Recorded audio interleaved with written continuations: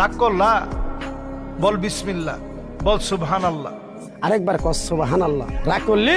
তুমি এমন একটা ব্যক্তি, মানুষের দুঃখ কষ্ট দেখতে পারো না, তার পাশে যাই দাঁড়াও, তারা এসে তোমার পিছন থেকে ক্ষতি করার জন্য ঘুরে। কথাটা ঠিক না বেঠিক? ঠিক। রাগ করলা?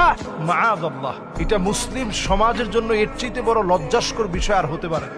আমরা এখন দেখতে পাচ্ছি যে হয়তো কোনো গণক, সে গণ্ড মূর্খ, তার কোনো জ্ঞান নেই, পাপিষ্ট নরাদম সে, তার এই কথা ভাইরাল হওয়ার পরে এখন কেন আমাদের সবার বলতে হবে রাগ করলা, বল বিসমিল্লাহ, বল সুবহানাল্লাহ। এই তার কথা মতো যারা এই জাতীয় আল্লাহ রাব্বুল আলামিনের এই পবিত্র বিসমিল্লাহর মতো বরকতি বিষয়, সুবহানাল্লাহর মতো দাড়িপাল্লা ভারী করে দেওয়ার মতো ওজন সম্পন্ন বিষয়কে নিয়ে যারা ট্রোল বানাচ্ছে, মাআযাল্লাহ, আমি বলবো খবরদার, এই জাতীয় ট্রোল আপনারা করতে যাবেন না।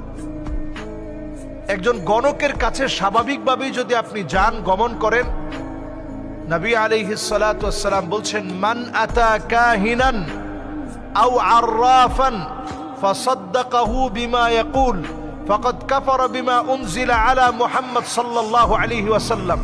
গণকের কাছে যারা যাবে, যারা হাত দেখাবে, যারা এগুলা বিশ্বাস করবে, গণকের কথার ওই তাবিজ নিবে, গণকের কথার ওই গাছের শিকড় নিবে, নবীজি বলছেন ফাকাদ কাফারা বিমা উনজিলা আলা মুহাম্মদ সাল্লাল্লাহু আলাইহি সাল্লাম, তার ইবাদত আল্লাহর কাছে কবুল হবে না।